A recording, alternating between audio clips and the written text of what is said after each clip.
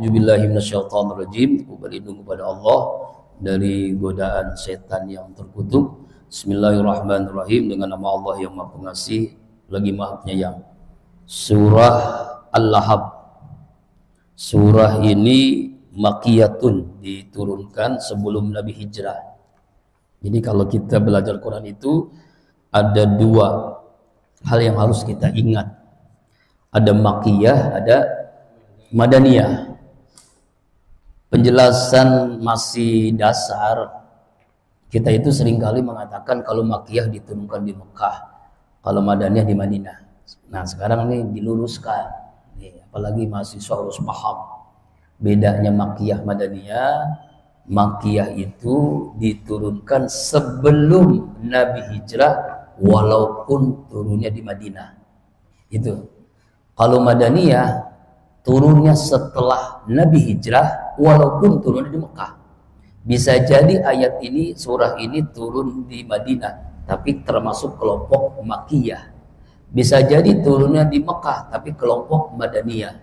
Jadi definisinya, pengertiannya makiyah itu turun sebelum Nabi hijrah. Madaniyah turun setelah Nabi hijrah.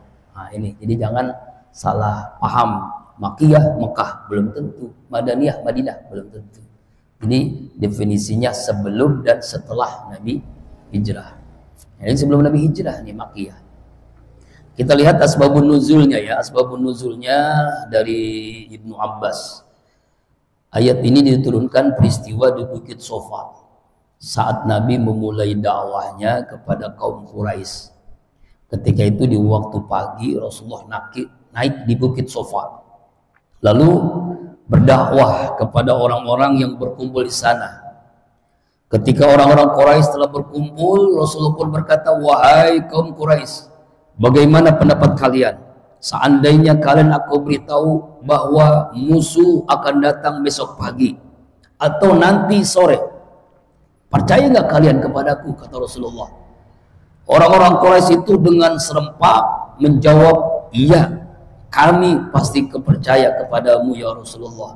Kenapa? Karena kau ini tidak pernah berkata satu kata pun bohong, selalu jujur. Makanya Muhammad Al-Amin.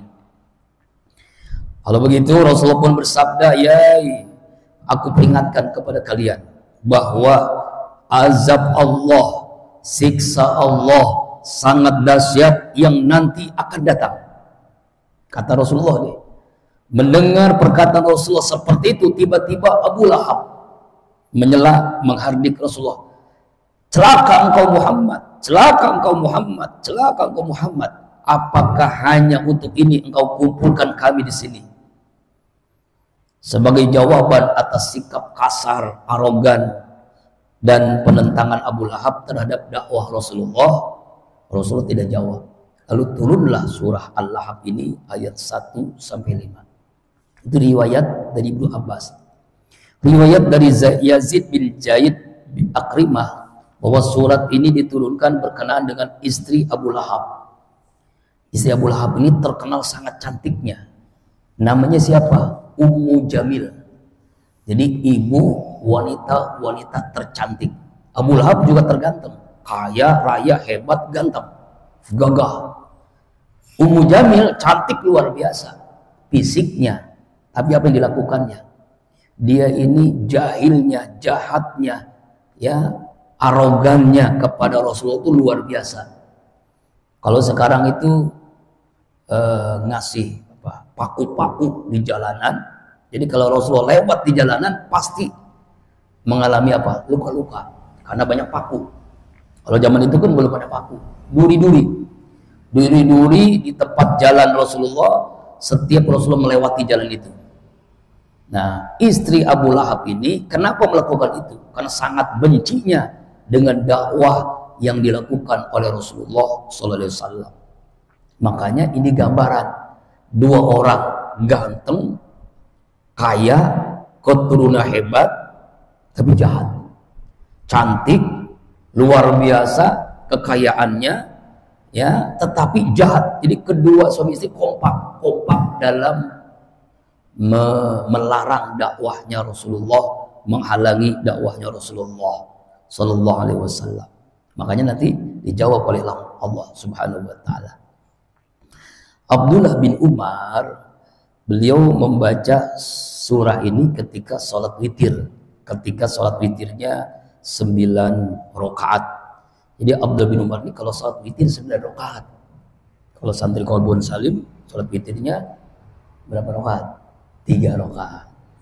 Ya, kalau lagi males 1 rakaat. Ya. 9 rakaat ya. Nah, dalam sholat witir ini Abdullah bin Umar membaca surah Al-Lahab. Ya, Al-Zalzalah, Al-Asr, An-Nasr, Al-Kautsar, Al-Kafirun, ayat kursi, 2 ayat dari Al-Baqarah dan surah Al-Ikhlas, dan juga surah Al-Lahab. Jadi surah yang merupakan kegemarannya dari Abdullah bin Umar. Ya, ini tentang asbabun nuzul dan keistimewaannya. Surah Al-Lahab ini namanya paling tidak ada 3. Pertama surah Al-Lahab, yang kedua surah Tabbat, yang ketiga surah Al-Masad. Jadi ada 3 nama. Kalau Al-Fatihah kan banyak nama kan, Al-Ikhlas kemarin ya minggu lalu banyak namanya. Jadi kalau itu 3, surah Al-Lahab, kalau di tafsir Jalalain Tabbat, dan yang ketiga surah Al-Masad. Mari kita lihat tafsir Jalalain. Lamma da'an Nabi sallallahu alaihi wasallam qala inni nazilun lakum baina yaday azabun syadid. Faqala Abu Lahab tabalak alaiha da'utuna nazal. Nah itu tuh yang tadi disampaikan. Jadi disampaikan bahwa asbabun nuzulnya, dan ini juga dijelaskan secara jelas dalam tafsir Jalalain, yaitu saya, kata Rasulullah SAW, mengumpulkan kalian, mengingatkan kepada kalian bahwa nanti ada azab yang sangat pedih, yaitu neraka jahanam. Nah, celaka kaum Muhammad, karena ini kami dikumpulkan.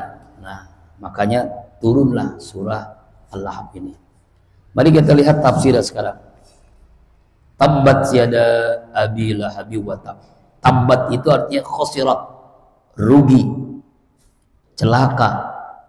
Ya, jadi celaka apa? Iyada abi lahabi wa tab. 2 tangannya Abu Lahab. Ya, Abu Lahab. Mari kita lihat Abu Lahab ini siapa sih? Abu Lahab ini orang yang masih pamannya Nabi. Ya, nama aslinya adalah Arwah binti Harb. Ya, maaf, Arwah ini istrinya, maaf, Abu Lahab ya. Arwah ini istrinya, maaf, istrinya Abu Lahab. Namanya Abdul Uzza, ya, Abdul Uzza bin Abdul Muthalib misalnya, itu ya, Abdul Uzza bin Abdul Muthalib. Ya, jadi Abu Lahab ini masih satu darah dengan Rasulullah, masih pamannya Nabi. Ya, beliau ini ya, nauzubillah min dzalik ya, sampai kiamat dikutuk oleh Allah. Jadi kutukannya ini, laknatnya Allah sampai terus. Berarti terkenal jahatnya. Berarti orang ini luar biasa jahatnya. Bukan hanya seperti dalam asbabun nuzul tadi diceritakan dia ini jahatnya seperti tadi kan, ya kan? Nah ini kan, ini dalam hadis Bukhari pun seperti itu. Ya. Nah, mari kita lihat ini kutukan Allah kepada Abu Lahab. Jadi Allah mengutuk Abu Lahab dengan sangat luar biasa. Nah, di sini disebutkan kan iyada ini tangan. Iyada ini tangan. Tetapi dalam bahasa Arab yang semalam dipelajari, alhamdulillah tuh ya, udah belajar apa nih? Kemarin belajar mufradat apa nih? Oh, percakapan ya. Percakapan. Oh ya. Percakapan. Ya, nanti insya Allah hari Ahad besok ini ada dari Yaman, ya. Udah ditentuin MC-nya. MC ya. Ayo cepetan.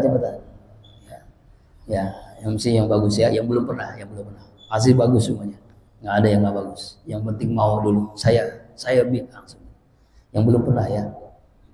Nah, tangan ini mewakili seluruh tubuh. Kenapa? Karena tangan ini simbol orang berdoa, ya kan? Orang berdoa itu. Makanya iyada abil hadam. Sebenarnya bukan hanya tangan binasa, tapi seluruh tubuhnya Abu Lahab. Jadi kutukan Allah kepada Abu Lahab. Dan juga tangan ini menunjukkan apa? Bukan hanya Abu Lahab saja. Semua orang yang sikapnya seperti Abu Lahab dikutuk oleh Allah, dilaknat oleh Allah. Ya, semua sikapnya sama. Orang-orang kafir yang harbi ini sama dengan Abu Lahab. Makanya yada ini mewakili tubuh seseorang dan mewakili orang-orang yang zalim, orang-orang yang menentang dakwahnya Rasulullah Shallallahu Alaihi Wasallam. Inilah. Jadi turunnya surah ini adalah jawaban Allah terhadap kesombongan Abu Lahab.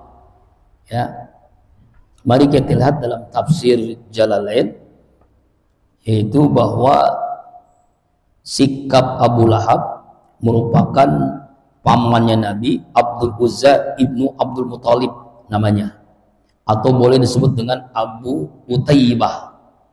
Ya, kenapa Abu Utaibah? Karena wajah ini cerah, ganteng. Ya, tapi dia seorang yang sangat benci kepada Nabi, meremehkan Nabi, ya, menyakiti hati Nabi, memojokkan Nabi, memojokkan Islam, memojokkan dakwah Islam, menghina. Ya, diceritakan ya ada seorang jahiliyah yang masuk Islam, lalu Rasulullah SAW di dalam sebuah pasar ini beliau berdakwah, ya ayyuhan nas qulu la ilaha illallah tuflihun. Wahai manusia, ucapkanlah kalimat la ilaha illallah, kamu akan beruntung, kamu akan sukses. Nah, orang-orang pada berkumpul tuh. Di belakangnya ada orang yang wajah cerah, matanya juling, rambutnya kepang. Lalu dia mengatakan, sungguhnya dia nih Muhammad ini orang pemeluk agama baru, pendusta, pembohong. Orang yang berwajah itu selalu mengikuti Nabi kemanapun beliau pergi. Aku bertanya, dijawab, dia itu paman sendiri. Jadi Rasulullah itu kemanapun, ke pasar, ke jalanan, beliau berdakwah, diikutin terus, dia saking jahatnya, diikutin. Jadi setiap Nabi ngomong, lalu dicela terus. Ya, dicela. Celanya begitu. Ini pendusta, ini pembohong. Muhammad ini pembohong, pendusta, pemeluk agama baru, kata Abu Lahab. Nah, jadi bukan hanya satu tempat, yang ternyata dalam tafsir Ibnu Katsir dijelaskan lebih lengkap lagi. Ya. Kemudian diriwayatkan juga dari Imam Ahmad, yaitu Abu Janad bertanya kepada Rabi'ah, apakah engkau waktu itu masih anak-anak? Tidak, demi Allah, sungguhnya aku itu sudah akil balik. Ya, artinya melihat apa yang dilakukan oleh Abu Lahab ini jahatnya luar biasa.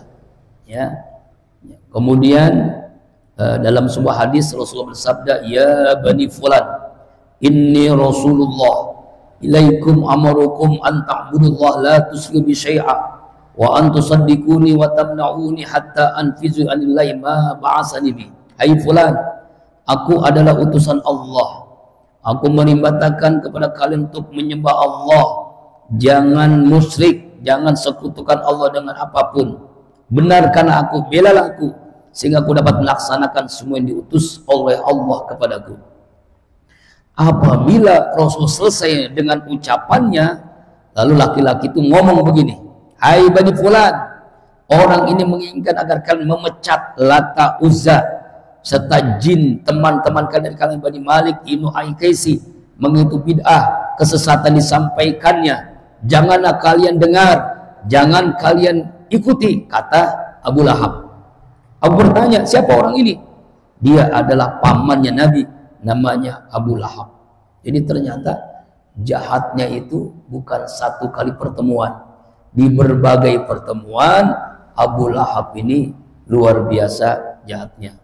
Makanya sampai Allah mengatakan tabbat celaka, tabbat rugi, tabbat kecewa, tabbat sesatlah Abi Lahab, semua amal usahanya Abu Lahab. Watab, sesungguhnya dia akan binasa, dia akan celaka, dia akan rugi selama-lamanya. Ma agna anhu maluhu wa ma kasab, tidaklah bermanfaat, tidaklah berguna, berfaedah maluhu hartanya, wa ma kasab dan apa yang diusahakannya. Semua hartanya untuk menghalangi dakwahnya Nabi, semua usahanya ma'agna, tidak akan bermanfaat, sia-sia, tidak akan berfaedah, hanya menyengsarakan dunia dan akhirat. Na'udzubillah min zalik. Ini ponis Allah, ya, ponis Allah. Makanya ma'agna, ay kasabu ay waladu wa agna bimakna yaghni, itu kan dalam tafsirnya Jalalain, seluruh usahanya, anaknya, kekayaannya, semuanya tidak ada yang memberikan manfaat, ya. Makanya wama kasab ini semua apapun usaha yang dilakukannya untuk menghalangi Nabi itu tidak ada manfaatnya, tidak ada faedahnya sama sekali. Yang ada menyengsarakannya, yang ada merugikannya. Inilah pelajaran bagi kita. Dalam dakwah itu memang penuh dengan resiko. Nabi saja, beliau Nabi yang akhlaknya mulia, ya, banyak orang yang memprovokasi, banyak orang yang zalim. Apalagi kita bukan Nabi. Jadi kalau dakwah ini memang, kalau masalah amar ma'ruf di negeri kita itu ringan, artinya resikonya kecil. Tapi kalau udah mendekati nahi munkar, berat. Kalau Ustadz nih Abi ini nggak ada apa-apanya dibandingkan FPI, dibandingkan Ustadz kemarin nih, ini viral nih, Ustadz Lancip, ini berani banget dia ya. Dia datang ke warung-warung yang menjual apa tuh yang sering dikonsumsi orang-orang yang tawuran, anak-anak muda yang tawuran, yang begal, ya kan ada. Jadi makanya dia apa, melawan sama orang tua, nggak ada malunya. Jadi ada konsumsi, memang bagian narkoba, tapi memang lebih kecil dari narkoba. Pil apa namanya tuh? Ya kalau kita mungkin pil anjing, pil apa gitu. Jadi kalau udah minum gitu, dia kalau tawuran tuh nggak punya rasa takut, ya berani mati, tapi berani mati yang jelek. Nah, kemarin tuh belum lama Ustadz Lancip luar biasa, dia datang itu toko-toko yang menjual dekat sini, ternyata dekat kampung kita, daerah Curug, daerah sini, ya Allah luar biasa. Nah itu Ustadz yang luar biasa. Ya, insya Allah nanti mudah-mudahan nanti tausiah di sini, insya Allah ya, kapan-kapan Ustadz Lancip. Sebenarnya anak buahnya udah, namanya Saprin Al-Babakani, itu anak buahnya sudah tausiah di Zikir Akbar. Nah itu namanya nahi munkar, resikonya penjara, resikonya dibenci, resikonya dibunuh. Itu resiko tuh. Dan beliau juga sudah ngalamin tuh kan, waktu aja pet 11 itu, ya kan, itu kan viral juga kan, ditembak, beliau alhamdulillah nggak mempan. Nah, hebat ya. Ya karena jihadnya luar biasa. Ustadz masih mikir-mikir, Masya Allah, anak muda, masih muda, ya. Punya pesantrennya luar biasa, pesantrennya, Masya Allah. Jamaahnya setiap bulan umroh, ya setiap berapa bulan sekali itu umroh haji itu setiap tahun, Masya Allah. Luar biasa jihadnya, sama dengan FPI, salut ya. Nah Rasulullah ini berdakwahnya padahal berdakwah yang amar ma'ruf, tapi di zamannya amar ma'ruf aja sudah resikonya luar biasa. Penghalangnya ini keluarganya sendiri, pamannya. Kalau Nabi Nuh anaknya, Nabi Ibrahim ayahnya, Nabi Lut istrinya, Nabi kita Muhammad pamannya yang menghalangi dakwahnya. Lalu bagaimana keadaannya nanti di akhirat? Sayasla narajja talahab. Nah kalimat sayasla ini nanti kalau belajar ilmu nahwu, ini fi'il mudhari' dan itu dipastikan nanti Abu Lahab naron jatalahab, dimasukkan ke dalam neraka api yang menggelora, yang saking luar biasanya api ini membakar tubuhnya, yaitu api berbunga menyala dengan hebat, sangat membakarnya. Aytalahabu wa tauqidu fahiya ma'alun taqniyatu litahlabin waju israqan wa hamran, sampai wajahnya merah karena api yang membakar tubuhnya Abu Lahab ini luar biasa, ya, saking dahsyatnya siksaan yang dialami oleh Abu Lahab. Wa mra'atuhu, bukan hanya Abu Lahab, istrinya juga hammalatal hatab, yang membawa kayu bakar. Apa makna kayu bakar? Penjelasan lengkap ini kita lihat dalam tafsir Pak Quraisy Shihab. Ini beliau ahli tafsir, menjelaskannya lebih detail lagi bagaimana Abu Lahab ini seperti apa ternyata, ya. Insyaallah kita lihat dulu dalam tafsir Misbah. Nah, ini ya. Mari kita lihat tafsir Misbah ini bagaimana keadaannya. Nah, ini. Jadi lahab ini artinya kobaran api yang menyala dan tidak memiliki asap lagi. Ya. Abu Lahab ini, ya, gagah, wajahnya cemerlang. Wah, ganteng, gagah. Abdul Uzza. Uzza itu nama salah satu berhala. Makanya hambanya Uzza, hambanya patung. Ya. Nah, Mutawalli As-Sa'rawi, ulama Mesir, beliau mengatakan bahwa jika Al-Quran menunjuk seseorang dalam satu kisahnya dengan nama aslinya, hal tersebut tidak akan terjadi lagi. Tapi bila menyebut gelarnya seperti Fir'aun, mengisyaratkan bahwa kasus serupa terulang kapan dan di mana saja. Ini kan Abu Lahab pun bukan nama asli, Fir'aun juga bukan nama asli. Berarti kata ahli tafsir nih, kejadian ini sampai kiamat pasti akan terjadi. Orang yang menghalangi dakwah itu pasti ada terus. Bukan hanya di zaman Nabi, di zaman sekarang pun banyak orang-orang seperti karakternya Fir'aun, karakternya Abu Lahab. Ya.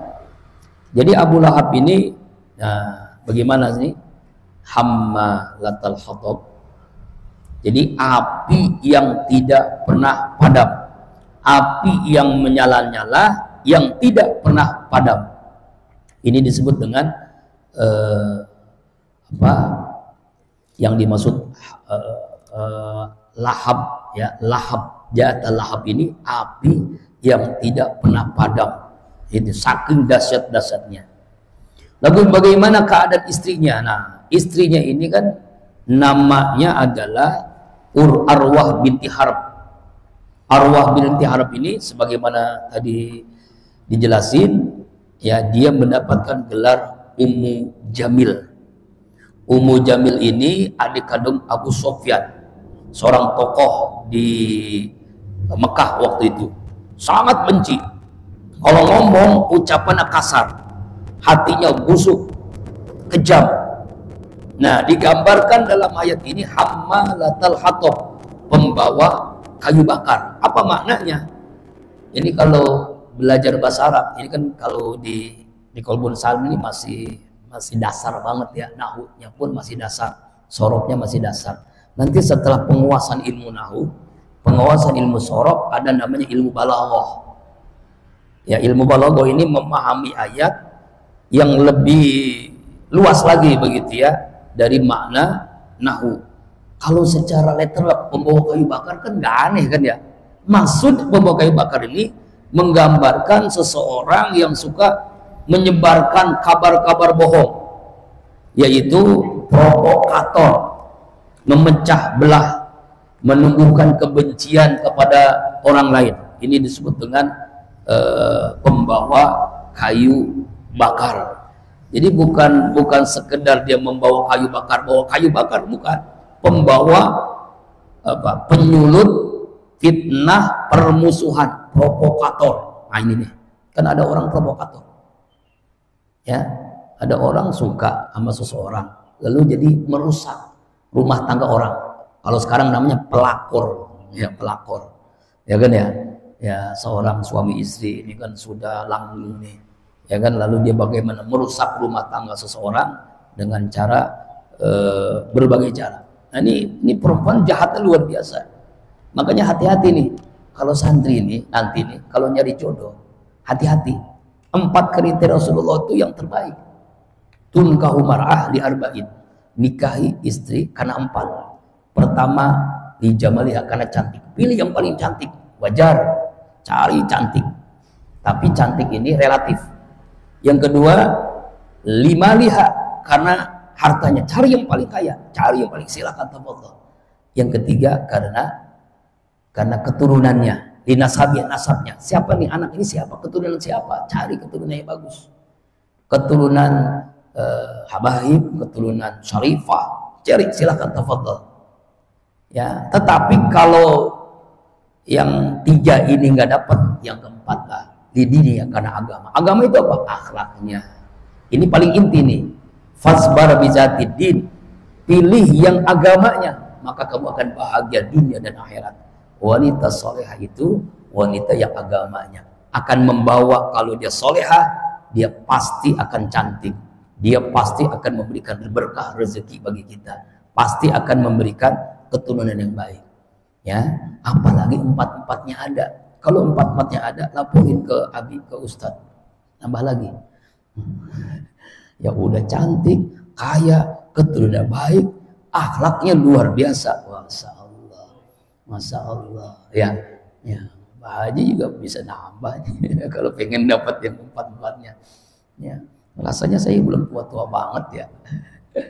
Nah, si istrinya Abu Lahab ini jahatnya luar biasa. Jadi ada suami istri kompak neraka nih. Ya, kompak neraka ini. Abu Lahabnya jahat, istrinya juga jahat. Tapi Allah Subhanahu wa taala tidak menyebutkan namanya. Ya, tidak menyebutkan namanya. Ini disebutkan oleh ahli tafsir, penjelasan. Ya, untuk menutupi aibnya. Ya, tapi wa muratu, siapa lagi kalau bukan dia kan? Pasti kepada orang ini jahatnya. Jadi begini, dalam rumah tangga ini ada suami soleh, istri yang tidak soleh. Seperti siapa? Nabi Lut. Dia nabi, tapi istrinya tidak soleh. Ada istrinya solehah, tapi suaminya tidak soleh. Siapa? Fir'aun. Asia ini solehah. Ya, dia taat kepada Allah. Ya, itu. Tapi ada dua-duanya soleh dan solehah. Nabi Ibrahim, dua-duanya istri pun solehah. Hajar dan Sarah. Anaknya Nabi, cucunya Nabi, keturunannya Nabi semua. Karena doanya Rabbi habli minas shalihin. Maka jangan remehkan doa. Rabbi habli minas shalihin, singkat padat, tapi anaknya dua-duanya Nabi. Nabi Ismail, Nabi Ishak, cucunya Nabi. Nabi Musa, Nabi Isa, terus sampai kalau dari Siti Sarah, Siti Hajar, Nabi kita Muhammad sallallahu alaihi wasallam. Kembali ke ini, hammalatal hatab, pembawa kayu bakar. Jadi jangan salah paham ya. Pembawa kayu bakar ini adalah artinya pembawa fitnah, provokator yang sangat jahat, melecehkan Rasulullah, melecehkan agama Islam, menghina Islam. Itulah hammalatal hatab. Hatab ini fitnah. Ya, fitnah. Ada juga yang mengatakan dalam tafsir Pak Quraisy Shihab Misbah ini bahwa istri Abu Lahab ini menaburkan duri-duri kayu di jalan yang dulu Nabi, yang tadi kan dijelaskan dalam Asbabun Nuzul. Fi jidiha hablum mim masad. Apa yang maksud fi jidiha hablum mim masad ini? Di lehernya ini ada serabut, ya, tali yang tumbuh di Yaman, ya kan? Lalu tumbuh dari sabut. Apa maknanya? Maksudnya menggambarkan betapa hinanya istri Abu Lahab ini sehingga tubuhnya menjadi tempat hiasan dengan tali yang terbuat dari amat sangat jelek, kayak orang gila begitu. Di dunia dia pakai emas, berlian, mutiara karena cantik kan, pakai emas, berlian, mutiara, banyaklah. Kayak wanita-wanita milenial sekarang kan, itu harga tasnya sampai puluhan juta. Punya jam tangan, ada punya jam tangan aja harganya 3 miliar. Ada orang punya jam tangan 3 miliar. Padahal sama aja, cuma sampai jam 12 juga 3 miliar jam tangan doang. Nauzubillah, tasnya sampai puluhan juta. Belum emasnya. Nah, Ummu Jamil juga begitu. Tetapi di akhirat menggambarkan nanti diberikan apa lehernya itu dari tali, dari serabut, sesuatu yang sangat kumuh, sesuatu yang menghinakan dirinya. Jadi ya kayak orang gila lah, ya kayak orang gila. Bahkan menggambarkan pemulung meletakkan barang pulungan di punggung sambil menggantungkan dengan tali yang melelet di lehernya. Ini di akhirat kalau kita melihat orang-orang seperti ini, itu grupnya Ummu Jamil, grupnya wanita-wanita yang jahat seperti istrinya Abu Lahab. Jadi banyak, na'udzubillah, summa na'udzubillah min dzalik. Dan istri Abu Lahab meninggal dalam keadaan musyrik, yang membuktikan bahwa ayat ini nyata. Ya, kenapa Allah sampai mengatakan begini? Karena sudah keterlaluan dalam kejahatan kepada Rasulullah Shallallahu Alaihi Wasallam. Kalau orang sudah keterlaluan, maka Allah pun sampai menyatakan seperti ini. Fijidiha hablum min masad, ya kan? Fijidiha uluquha hablum min masad, ai latibun hajil jumlah halun min jumlatil khotab alladhi wa na'tul imrati wa khabar mubtada wa maqdar, di mubtada khobar. Jadi ayat ini, surah Al-Lahab ini, bagaimana istri Abu Lahab ini sampai digambarkan di akhirat dipenuhi dengan penghinaan yang luar biasa. Sampai penghinaannya itu udah bawa kayu bakar, lalu lehernya itu dikalungi dengan serabut yang tali-tali yang jelek, karena dia ini tukang hasud, tukang fitnah. Hamma latal hatab, ya tukang fitnah. Jadi ada dua hal yang kita harus tahu, ada fitnah, ada gibah. Ini dua-duanya dilakukan. Udah fitnah, gibah, hasud lagi. Ini istri Abu Lahab nih. Fitnah itu adalah sesuatu yang tidak fitnah itu nggak benar. Kalau gibah benar, tapi kalau dia mendengar dia tersinggung, itu gibah. Dua-duanya dilarang, haram hukumnya. Hasud, iri hati, dengki, senang melihat orang yang susah, susah melihat orang yang senang. Nah, penyakit ini termasuk akhlakul mazmumah, akhlak yang sangat jelek, atau ya sifat buruk, buka aib orang lain, suuzonnya luar biasa kepada Rasulullah Shallallahu Alaihi Wasallam. Mari kita lihat dalam tafsir Ibnu Katsir bagaimana ulama menjelaskan tentang istrinya Abu Lahab ini. Ya, nah dijelaskan bahwa Al-Jauhari Al-Masad adalah sabuk, tali terbuat dari kulit pohon, kulit onta atau bulunya onta. Jadi pintalan-pintalan yang sangat jelek. Juga ada dalam riwayat Mujahid yang dimaksud masad ini adalah pasung leher yang terbuat dari besi.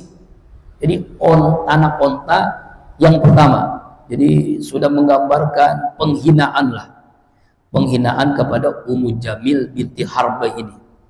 Ya, karena memang matanya juling, nyumpahin Nabi, kata-katanya seperti dalam tafsir Ibnu Katsir dijelasin apa hukumnya. Dia Muhammad telah mencela agama nenek moyang kami, agamanya kutolak, perintahnya kutentang. Saat itu Rasulullah sedang duduk di masjid bersama Abu Bakar As-Siddiq. Ketika sahabat Abu Bakar melihat Ummu Jamil, ia berkata kepada Rasulullah, "Wahai Rasulullah, Ummu Jamil datang. Aku khawatir keselamatanmu bila dia melihatmu." Maka Rasulullah mengatakan, "Dia tidak akan dapat melihatku." Tuh, Rasulullah ngomong begitu. Jadi Ummu Jamil tidak lihat Rasulullah kalau udah ngomong begitu. Wa idza qara'tal Qur'an ja'alna bainaka wa bainal ladzi la yu'minuna bil akhirah hijaban mastura. Apabila kamu membaca Al-Qur'an, niscaya kami adakan di antara kamu dan orang-orang yang tidak beriman kepada akhirat ada hijaban masturan, dinding yang tertutup.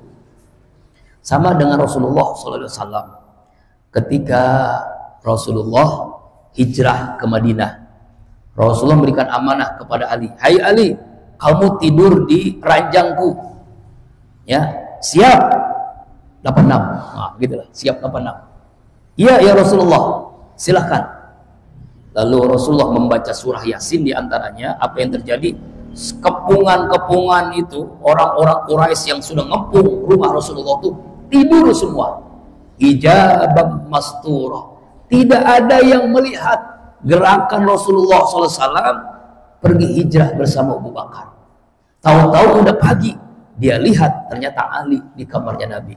Dia membunuh kan caranya, nggak jadi. Seperti itulah ketika Abu Bakar mengatakan ada Ummu Jamil, istrinya Abu Lahab, menghina dan menzolimi, ingin menzolimi Rasulullah. Ya, Rasulullah membaca Al-Quran, kata Rasulullah, wa ija qaratal, kata Allah, wa ija qaratal Quran ja'alna wa bainal ladzina yu'minuna bil akhirah hijaban mastura. Al-Isra 45. Ini amalan nih. Jadi kalau ada orang yang jahat, zolim kepada kita, bacalah surah, bacalah ayat Al-Quran, maka dihijab. Hijab, ada hijab itu artinya dinding. Dinding yang luar biasa kokohnya. Kalau orang jahat tidak akan menzoliminya. Contohnya, maaf ya, Habib Rizik kan berkali-kali dibom, ditembak. Kan alhamdulillah kan Allah berikan keamanan. Hijab masuk, walaupun santrinya ya kan dibunuh, ya kan kilometer berapa tuh, 50 kan, Allah Akbar. Tapi Allah sekarang selamatkan beliau, masya Allah. Semoga Allah dalam melindunginya beliau, ya. Nah, kemudian dalam riwayat lain, dalam riwayat Al-Walid menyebutkan Ummu Jamil ini terjatuh karena kainnya tersangkut. Waktu itu dia sedang tawaf, ya, tawaf nih. Tawafnya Ummu Jamil ini bukan tawaf seperti umat Islam. Tawafnya menghina Nabi. Kalimatnya celaka si Muhammad itu, pencela itu. Ummu Jamil melakukan itu. Kainnya tersangkut tuh, lagi tawaf tuh. Lalu Ummu Hakim binti Abdul Muttalib mengatakan, sungguhnya aku benar-benar wanita yang menjaga kehormatannya. Aku tidak berbicara. Aku seorang wanita pingitan. Aku tidak mengerti banyak hal. Dan kita berdua di kalangan satu paman, satu sepupu, orang-orang yang lebih tahu. Jadi tentang Ummu Jamil yang tersangkut kainnya karena menghina Rasulullah Shallallahu Alaihi Wasallam ketika tawaf. Tawaf aja menghina, saking jahatnya Ummu Jamil. Kemudian nanti di neraka, nah, di neraka ini di lehernya ada tali dari api. Jadi bukan hanya serabut saja, dijelaskan dalam tafsir Ibnu Katsir, lehernya Abu Jamil ini ada tali dari api neraka Jahanam yang mengangkat sampai ke pinggir neraka Jahanam, lalu dilemparkan ke dasar neraka Jahanam, dan itu selama-lamanya. Jadi kalau ada wanita yang jahat kepada Islam, kepada ulama, sekarang Nabi kan udah nggak ada, tapi kan ulama masih ada, maka nanti seperti Ummu Jamil nasibnya. Nauzubillah, lehernya tali dari api diangkat ke pinggir neraka Jahanam, dilemparkan ke dasar neraka Jahanam. Nauzubillah summa nauzubillah. Ini dalam riwayat tafsir Ibnu Katsir dijelaskan seperti itu. Kemudian kesimpulannya sekarang, ya, yang kita simpulkan, yang kita ambil hikmah dari surah Al-Ahzab ini menjelaskan tentang dua orang suami istri yang jahat. Suaminya dapat gelar Abu Lahab, istrinya Ummu Jamil. Dua-duanya zalim, dua-duanya jahat. ya, berani menentang dakwahnya Rasulullah, dan itu bukan 1-2 kali, berkali-kali jahatnya. Ya, makanya sampai Allah memponisnya celaka dunia akhirat dengan kalimat yang luar biasa. Nah, kalimat ini menunjukkan bahwasanya ponis Allah ini pasti. Allah kalau sudah menetapkan seorang celaka, selama-lamanya celaka, laknat Allah dunia akhirat. Karena dia tidak pernah beriman dan matinya dalam keadaan syirik, matinya dalam keadaan menyekutukan Allah Subhanahu wa taala. Ini pelajaran bagi kita. Jangan sampai kita melakukan perbuatan syirik sedikit pun. Dan kita harus kuat ketika menghadapi orang-orang seperti Abu Lahab, seperti Ummu Jamil. Ya, bisa jadi sampai kiamat ada. Contohnya pemimpin Israel. Nah, itulah ya. Ya bisa jadi nanti istrinya juga sama ya. Nauzubillahi min dzalik. Kemudian hikmah yang kita ambil berikutnya adalah menyadarkan kita setiap perjuangan kebaikan dalam dakwah, kebenaran, keadilan pasti menghadapi tipe orang seperti Abu Lahab. Dan kita harus yakin apa tipenya? Menghalang-halangi orang berjuang di jalan Allah. Bagaimana cara mengatasinya? Wasta'inu bis sabri was salat. Mintalah pertolongan kepada Allah dengan sabar dan sholat. Kuatkan kesabaran, ya, kuatkan kesabaran, ya. Lalu lakukan sholat yang terus menerus, ya. Sholat dan sabar dan sholat, 2 hal yang tidak terpisahkan. Dan ketiga, ketika kita melihat zaman sekarang watak seperti Abu Lahab, watak seperti Ummu Jamil, yang rela habis-habisan hartanya, kekayaannya, usahanya untuk menghalangi orang-orang yang berjuang di jalan Allah, kita harus kuat menghadapinya. Dengan apa? Dengan tawakal kepada Allah. Hasbunallah wa ni'mal wakil, ni'mal maula wa ni'man nasir, la haula wa la quwata illa billahil aliyyil azim. Sandarkan apapun yang kita hadapi kepada Allah. Tawakal itu bagian dari iman. Orang beriman bertawakal. Manajemen tawakal itu 4 hal tidak terpisahkan. Ikhtiar, doa, husnuzon, tawakal. Nih ingetin santri ya, 4 hal nggak terpisahkan. Ikhtiar, doa, husnuzon, tawakal. Ini satu paket, jangan dipisah-pisahin. Jangan satu aja. Ikhtiar, contoh kita sakit, minum obat, berobat, istirahat. Doa, ya Allah sembuhkan, sehatkan.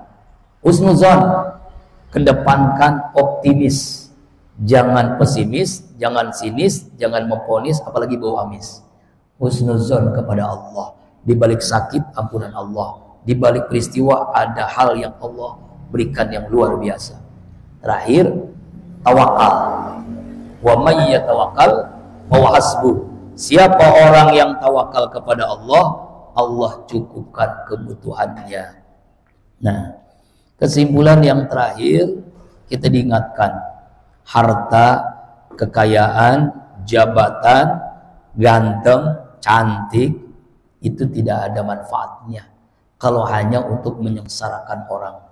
Innallaha la yanzuru ila suwarikum wala ila atsamikum wala ila amwalikum walakin yanzuru ila qulubikum wa a'malikum. Sesungguhnya Allah tidak melihat wajahmu, tidak melihat fisikmu, tidak melihat hartamu, tidak melihat jabatanmu. Yang Allah lihat adalah hati dan amalmu. Jadi jangan mudah terpukau dengan orang yang kaya, orang yang berilmu, orang yang jabatannya tinggi, orang yang ganteng, orang yang cantik. Terpukaulah kalau dia akhlaknya mulia, ya hatinya bersih. Ya, kenapa? Karena dia hanya kepada Allah sebagai sandaran hidupnya. Ini jadikan pelajaran ayat ini, ya, dan ayat ini biasanya ketika di bulan Ramadan sholat taraweh, alhamdulillah sebentar lagi witir ya, kan sholat terakhir kan, yang biasa langganan kita itu ya al-hakumut sampai al-lahab kan. Kalau udah lahab berarti setelah ini kita sholat witir, biasanya begitu. Wallahu a'lam bishawab. Mudah-mudahan kita bisa mengambil ibrah pelajaran surah al-lahab. Insyaallah minggu depan hari Senin surah berikutnya yaitu surah An-Nasr. Hijajah An-Nasrullah wal Fathu. Wallahu a'lam bishawab.